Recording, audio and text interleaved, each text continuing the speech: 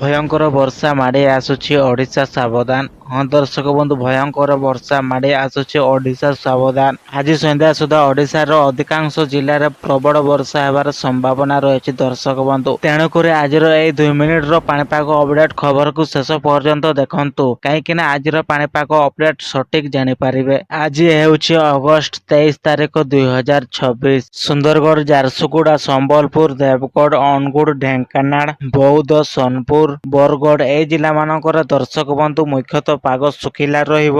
ଦର୍ଶକ ବନ୍ଧୁ, ଭିଡିଓ ଆଗକୁ ଯିବା ପୂର୍ବରୁ ଆଜିର ପାଣିପାଗ ଅପଡେଟକୁ ଲାଇକ୍ କରନ୍ତୁ। ତା ସହିତ ଆପଣ ନୂଆ କରି ଆସିଛନ୍ତି, ସବସ୍କ୍ରାଇବ ଏବେ ପର୍ଯ୍ୟନ୍ତ କରିନାହାନ୍ତି, ତାହେଲେ ସବସ୍କ୍ରାଇବ କରିକି ରଖନ୍ତୁ। ପାଖରେ ଥିବା ବେଲ୍ ନୋଟିଫିକେସନକୁ ଅନ୍ କରନ୍ତୁ, ଯାହାଫଳରେ ସବୁଦିନ ନୂଆ ନୂଆ ଅପଡେଟ ପାଣିପାଗ ଖବର ପାଇପାରିବେ। ତା ସହିତ ଦର୍ଶକ ବନ୍ଧୁ, ଆପଣଙ୍କର ବନ୍ଧୁ କିମ୍ବା ଆପଣଙ୍କର ଚାଷୀ ଭାଇ ଭଉଣୀ ମାନଙ୍କ ପାଖକୁ ଆଜିର ପାଣିପାଗ ଅପଡେଟ ଖବରକୁ ନିହାତି ଭାବରେ ସେୟାର କରନ୍ତୁ, କାହିଁକି ନା ଚାଷୀ ମାନଙ୍କ ପାଇଁ ପାଣିପାଗ ଅପଡେଟ ଖବର ଜାଣିବା ପାଇଁ ନିହାତି ଜରୁରୀ। ତେଣୁକରି ଆଜିର ଏଇ ପାଣିପାଗ ଅପଡେଟ ଖବରକୁ ନିଶ୍ଚିନ୍ତ ଭାବରେ ସେୟାର କରନ୍ତୁ।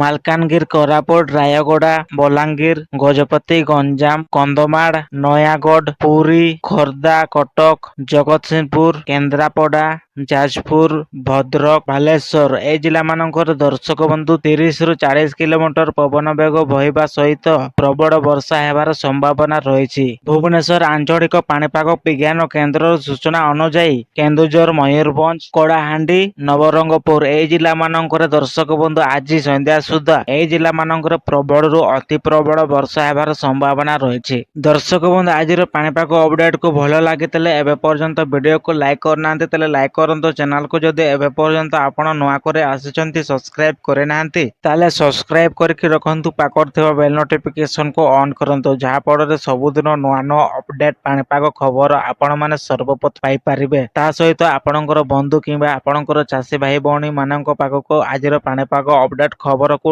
ସେୟାର କରିବା ପାଇଁ ନିହାତି ଭୁଲିବେ ନାହିଁ। ତ ଦର୍ଶକ ବନ୍ଧୁ, ଆଜିର ପାଣିପାଗ ଅପଡେଟ ଖବରକୁ ଏଇଠି ସମାପ୍ତ କରୁଛୁ। ଆପଣମାନେ ଅପେକ୍ଷାରେ ରୁହନ୍ତୁ ନେକ୍ସଟ ପାଣିପାଗ ଅପଡେଟ ଖବର ପାଇଁ।